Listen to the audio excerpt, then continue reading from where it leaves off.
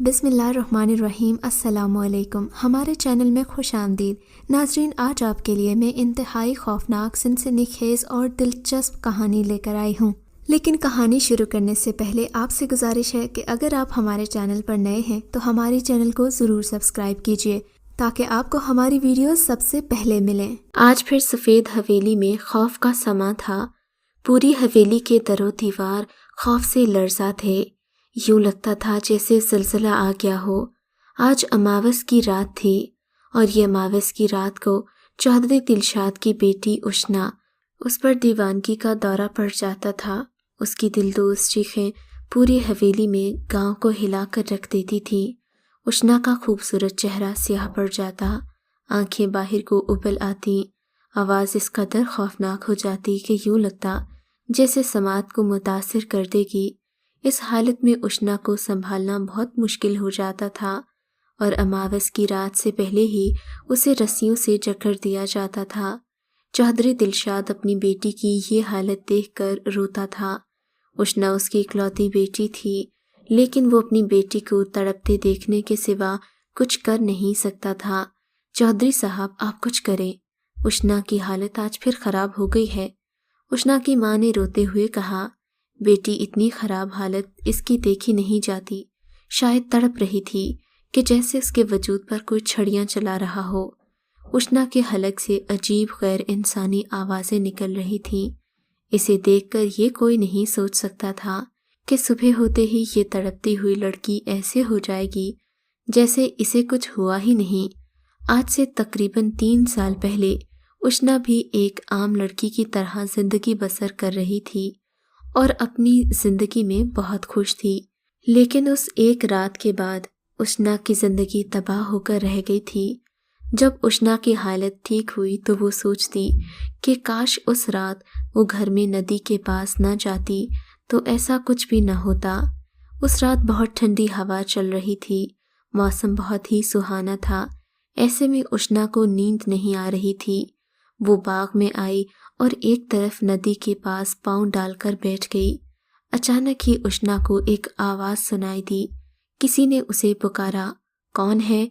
उशना ने इधर उधर देखा पर उसे कोई दिखाई नहीं दिया। शायद मेरा वहम होगा, उशना ने सोचा, लेकिन उसे फिर से आवाज़ सुनाई दी। उशना, उशना। उसने पलट कर देखा तो सहरज़दा रह गई। वहाँ एक बहुत ही खूबसूरत नौजवान खड़ा था। उसकी आंखों में अजीब सा सहर था। उसने उशना को सहरज़दा कर दिया। कौन हो तुम? उशना ने उस अजनबी से पूछा। उशना, मैं तुम्हारा आशिक हूँ। मेरा नाम अल्तमिश है। शायद तुम जानती नहीं हो मैं तुमसे कितनी मोहब्बत करता हूँ। उसने अपने बाजू उशना की तरफ बढ़ाए और उशना उसकी तरफ बढ़ती ही चली गई, ये सोचे समझे बगैर कि ये कदम उसे कितना नुकसान पहुँचा सकता है। अगली सुबह जब मुलाजिमा उशना को बुलाने के लिए गई तो उशना अपने कमरे में नहीं थी। पूरी हवेली में उसे ढूंढा गया। सब परेशान थे कि वो कहाँ चली गई है।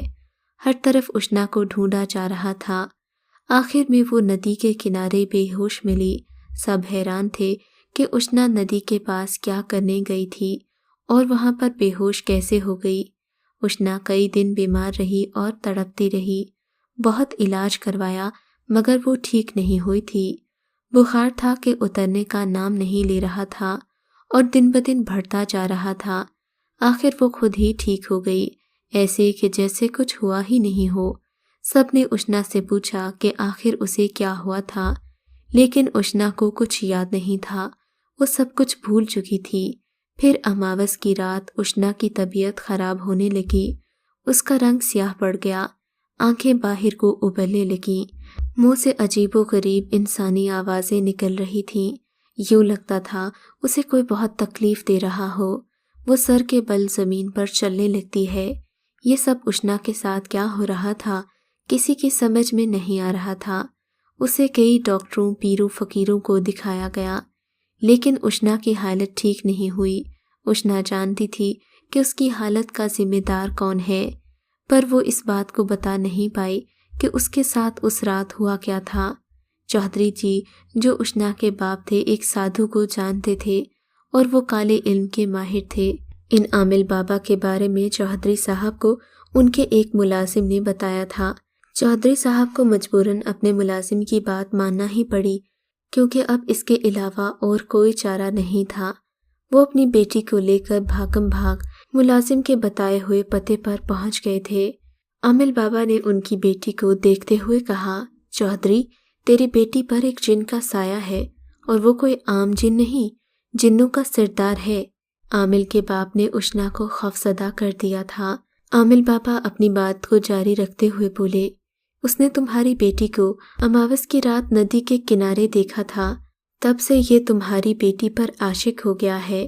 اس نے کہا، اور یہ ہر اماوس کی رات تمہاری بیٹی کے پاس آتا ہے، لیکن جب وہ دیکھتا ہے کہ اس کے آس پاس لوگ ہیں تو اسے اذیت دیتا ہے۔ اب کیا ہوگا؟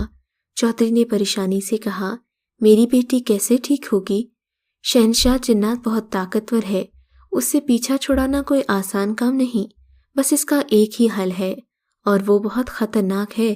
عامل نے کہا تو چودھری صاحب بولے، میں اپنی بیٹی سے بہت محبت کرتا ہوں، بس مجھے اس کا علاج کرنا ہے، پھر آپ چاہے علاج کے لیے جو بھی طریقہ کار اختیار کریں۔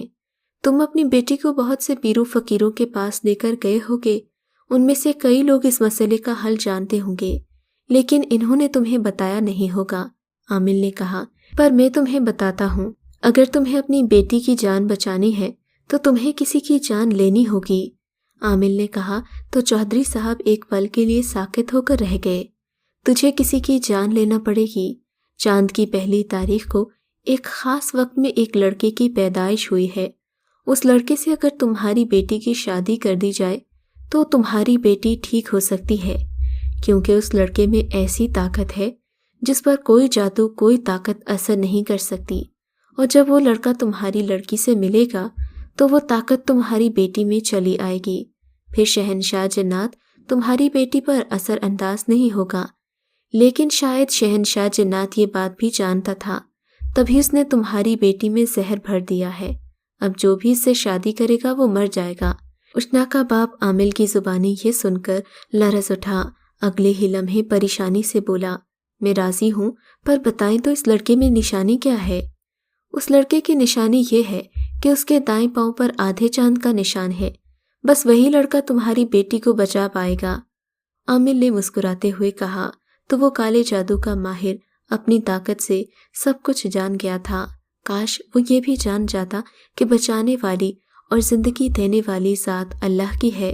اور پھر عامل نے چودھری کو اگلی جمعرات آنے کا کہا۔ اگلی جمعرات جب چودھری ان کے آستانے پر حاضر ہوا تو عامل نے انہیں خوشخبری دی کہ آپ کا کام ہو گیا ہے، وہ لڑکا مجھے مل گیا ہے۔ عامل نے کہا، جو اگر تمہاری بیٹی سے شادی کرے تو تمہاری بیٹی شہنشاہ جنات سے چھٹکارا پا سکتی ہے، پر تمہیں اس لڑکے کو رقم دینا ہوگی، کیونکہ یہ لڑکا بہت غریب ہے اور اس حقیقت سے آگاہ ہے کہ اس شادی کے بعد اس کی جان چلی جائے گی، لیکن وہ اپنے گھر والوں کے لیے کچھ رقم چھوڑ کر جانا چاہتا ہے تاکہ اس کے بعد وہ آرام سے زندگی گزار سکیں۔ بیچارہ اپنے غریب گھر والوں کے لیے اپنی جان کی بازی لگانے کو بھی تیار ہے۔ عامل نے اپنی بات مکمل کی، آپ فکر نہ کریں عامل صاحب، میں ہر قیمت دوں گا اپنی بیٹی کو بچانے کے لیے۔ اتنے میں انہوں نے اس لڑکے کو بلا لیا۔ لڑکے کا نام آصف تھا، یہ ایک اچھا خاصا خوبرو نوجوان تھا۔ ایک پل کے لیے اسے پریشانی بھی ہوئی کہ وہ کیا کرنے لگا ہے، پر اگلے پل اپنی بیٹی کی محبت غالب آ گئی۔ میں چاہتا ہوں کہ تم شادی سے پہلے اشنا سے مل لو، تمہیں جتنے پیسے چاہیے وہ میں دے دوں گا۔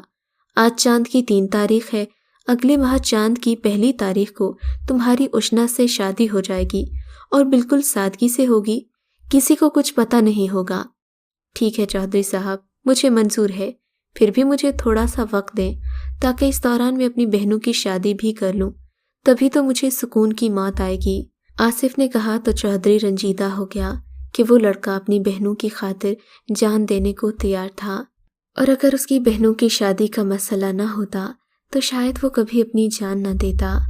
اس کی آنکھوں میں آنسو تھے۔ چودھری صاحب نے آصف کو گلے لگایا، آؤ اشنا بیٹی آؤ۔ چودھری نے اپنی بیٹی کو اس سے ملوانے کے لیے بلایا۔ آصف نے بھی جب اشنا کو دیکھا تو وہ اسے دیکھتا ہی رہ گیا، وہ بہت خوبصورت تھی۔ دل میں سوچنے لگا کہ اس پر تو 1000 جانیں قربان کی جا سکتی ہیں۔ اس ایک ماہ میں आसिफ ने अपनी बड़ी दोनों बहनों की शादी कर दी। आसिफ की माँ हैरान थी कि उसके पास इतने पैसे कहाँ से आए हैं। वो जब भी आसिफ से पूछती तो वो कहता कि माँ, मैंने अपने दोस्त के साथ मिलकर कारोबार शुरू किया है। वो बाहर के मुल्क से पैसा लगाता है और इधर मेन कारोबार में संभालता हूँ। वो माँ को असल बात बताकर मौत से पहले मानना नहीं चाहता था। आखिर उसकी शादी में 2 दिन रह गए थे। बिलाखिर वो दिन भी आन पहुंचा। आज चांद की पहली तारीख थी। आसिफ उष्णा के कमरे की तरफ बढ़ा जहां वो उसकी मुंतज़िर थी।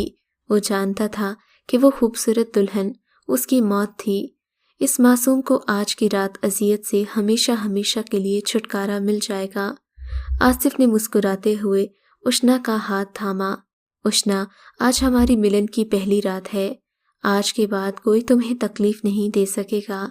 आसिफ ने कहा, आज के बाद हमारी मोहब्बत अमर हो जाएगी। लेकिन उष्णा को क्या पता कि आज हमारे मिलन की आखिरी रात है। ऊपर वाले ने तो न जाने क्या सोच रखा था। अगले दिन जब चौधरी साहब और उनकी बीवी रुबीना उष्णा के कमरे में गए, कमरे के अंदर दाखिल हुए तो देखा वहां न तो उष्णा थी और न ही उसका शौहर आसिफ मौजूद था। इधर जब आसिफ की माँ सुबह उसके कमरे में गई तो वहां उसके बेड पर एक लेटर पड़ा हुआ था। नादिया ने वो लेटर उठा लिया और कमरे से बाहर आ गई। माँ, आसिफ तो कमरे में नहीं है, लेकिन उसके कमरे में एक लेटर मिला है। पढ़ो इससे क्या लिखा है। माँ ने कहा तो नादिया पढ़ने लगी। प्यारी अम्मी जान, मैं जानता हूँ आपने और बाबा ने मुझे कितनी मेहनत से पाला है, मुझे इस काबिल बनाया कि मैं माशरे में सर उठाकर जी सकूं। आपकी तो ख्वाहिश पर मैं ऐसा कभी नहीं कर सका, ना ही आपको कोई खुशी दे सका। लेकिन अब मुझे वो सब करना है जो मैं आपके लिए सारी जिंदगी नहीं कर पाया। मुझे एक ऐसी लड़की से शादी करनी है जिसके बाद मुझे मौत के घाट उतर जाना है। माँ, मुझे माफ़ कर देना। ये सब मैंने अपनी बहनों की शादी और तुम्हारी जिंदगी में रंग भरने के लिए किया था। खत नादिया के हाथों से फिसल गया। वो फूट फूट कर रोने लगी। आसिफ की माँ के मुंह से चीखें निकल रही थीं। आसिफ, तुम वापस आ जाओ, हमें तुम्हारी ज़रूरत है, पैसे की नहीं। आसिफ की माँ चिल्ला रही थी, लेकिन अब बहुत देर हो चुकी थी। आसिफ अब जहाँ गया था वहाँ से कोई वापस नहीं आता। आसिफ का बीमार बाप एक तरफ साकित हो गया। उसने तमाम उम्र की जमा पूंजी आज लुटा दी थी। आज वो खाली हाथ रह गया था। इधर कमरे का मंजर अजीब ही था। कमरे में हवाएं चल रही थीं, लेकिन ना ही कहीं आसिफ मौजूद था और ना उनकी बेटी उष्णा कहीं नजर आ रही थी। उसके माँ बाप बहुत हैरान और परेशान थे। उनकी जिंदगी में जो तूफान आया था उससे निपटने के लिए इन्होंने क्या कुछ नहीं किया था, लेकिन अब उसका भी फायदा नहीं था। उनकी बेटी वहां थी ही नहीं। उष्णा के माँ बाप मारे परेशानी के रोने लगे, क्योंकि अब उनके पास इसके सिवा कोई चारा नहीं था। अभी वो दोनों उस कमरे में खड़े ही थे कि उन्हें किसी के हंसने की आवाज़ आई। वो हैरान परेशान इधर उधर देखने लगे। ये हंसने की आवाज़ उष्णा ही की थी। उष्णा की माँ ने गौर किया तो ये आवाज़ नदी के पास से आ रही थी। चौधरी साहब और उष्णा की माँ भागे भागे नदी के पास पहुँचे।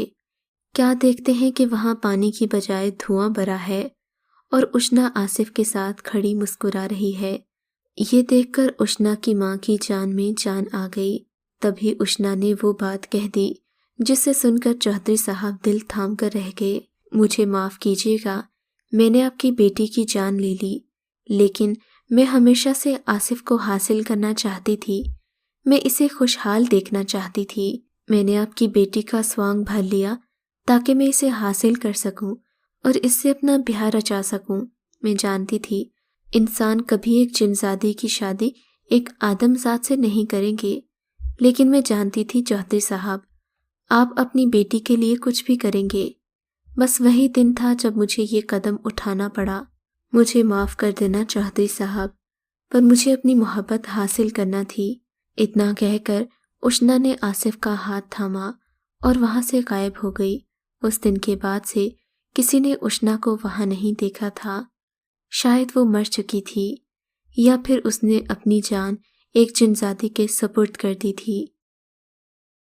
اگر آپ کو یہ کہانی اچھی لگی ہے تو اس ویڈیو کو لائک کیجیے اور اس طرح کی مزید ویڈیوز دیکھنے کے لیے ہمارے چینل کو سبسکرائب کیجیے۔ اور ہاں، اگر آپ کی کسی دوست، رشتہ دار یا بہن کے ساتھ خدا نہ کرے ایسا کوئی واقعہ پیش آیا ہے تو ہمیں کامنٹ سیکشن میں اس کے بارے میں ضرور بتائیے۔